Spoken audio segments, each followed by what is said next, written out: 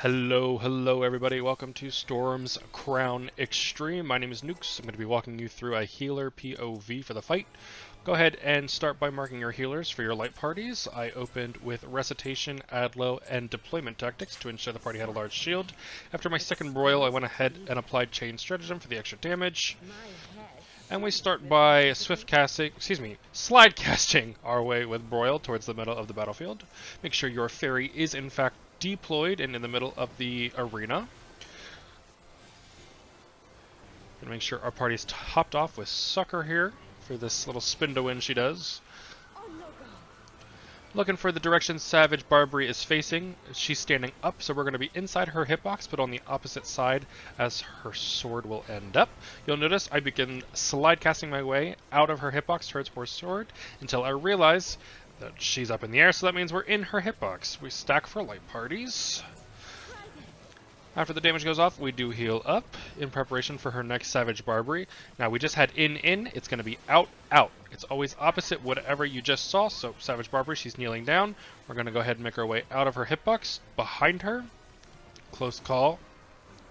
And now I know it's going to be out, so we're going to be beside her sword. It's going to be spread because last time it was stacked. So, you see me slowly making my way. Slide casting with Broil. It's a bit of a jaunt, so I went ahead and used my dot. Check to make sure you're not overlapping anybody. Once the damage goes off, make your way back to the middle of the arena. Go ahead and top everybody off.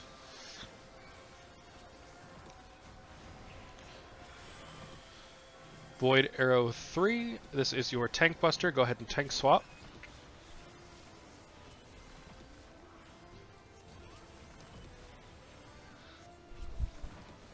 Another spin to win. I did a quick recitation, swift cast, adloquium, and deployment tactics here. I wanted to make sure everybody was barriered.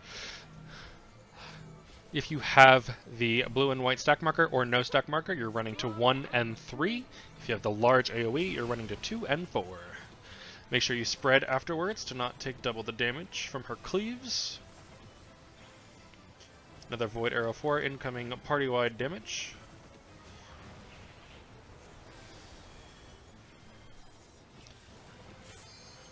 Chain Stratagem is back up. You've done well. Curling Iron. If you're in her hitbox, you will get knocked out. You won't suffer too much damage, but just to keep your uptime going, I recommend getting out of her hitbox.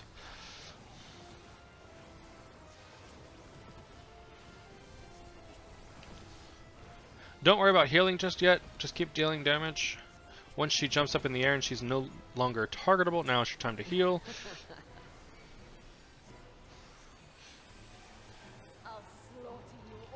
Large amount of damage from her incoming crash. Make sure you're baiting tethers towards your clock position. Once her clone dashes towards you, you're going to move out of the way immediately to avoid the line attack. Once the red circle in the middle of the arena disappears, you may move into the center to bait. Once the yellow bait markers are dropped beneath all players' feet, you're going to move towards your clock position. As Light Party 1 healer, my clock position is D. Now my slide casting afforded me just enough space on the outside of that AoE that she just committed to. Once I moved in close enough for my melee to have their uptime.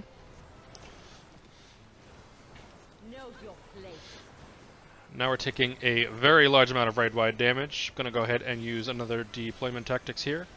Get everybody shielded. Our white mage used Liturgy of the Bell, which is a good call. Goes off with just about every smack.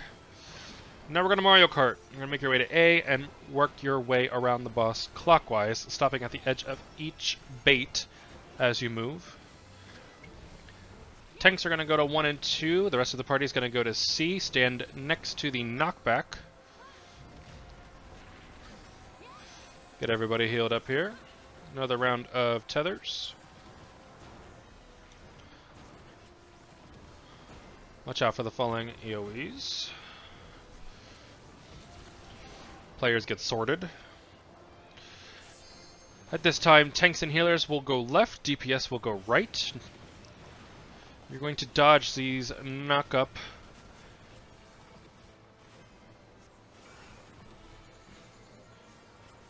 And make sure you get to your numbered square marker, stand on the corner, and you'll be able to share with your partner. Don't underestimate me. Another round of big slaps, keep the party healed up. Heal, heal, heal, heal, heal.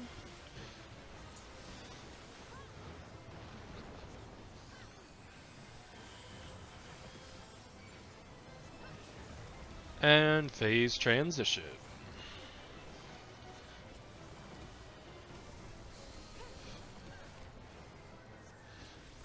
Alright, making our way back into Savage Barbary territory.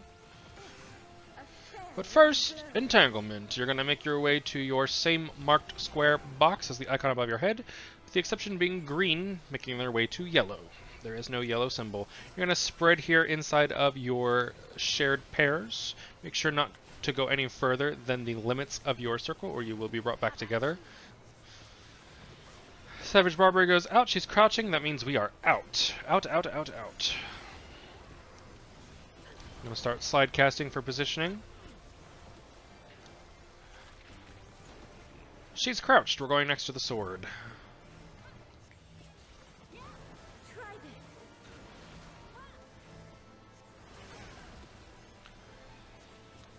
Heal your raid team. Void Arrow 4, more raid-wide damage.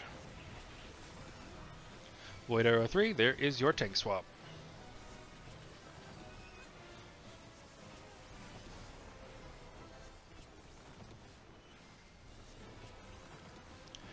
Just gonna spin to win back to the middle of the arena.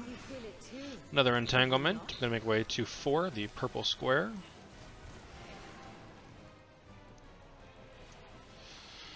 Two of the pairs are going to get marked with these stack markers. You're going to slowly make your way to one of the other pairs without the stack marker to form those pairs. Soak the damage, everybody healed up. And Savage Barbary. She's standing up, so we're inside of her hitbox. The last mechanic had us running beside her sword for stacks, so now we're going to stay in for spreads. Line up with your clock position inside her hitbox. Don't move until after the green aura smacks. Now's a good time for DPS limit break. Another raid-wide damage.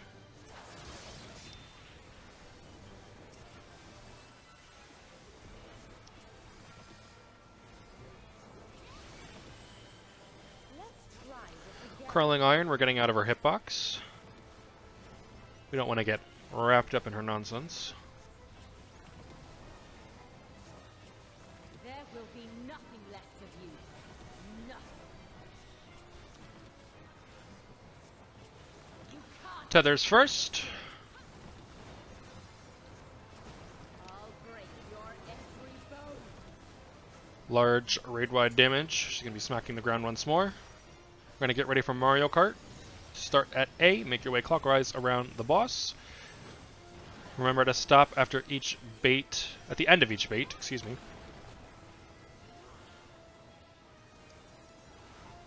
After this, you're going to make your way to the middle of the arena. Let the bait circles drop, head to your clock spot. Tethers once more. Everybody's already pre-positioned.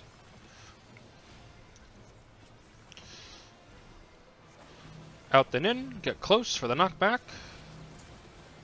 And if your damage is sufficient, the fight's complete. Congratulations, you've cleared Barbaricha.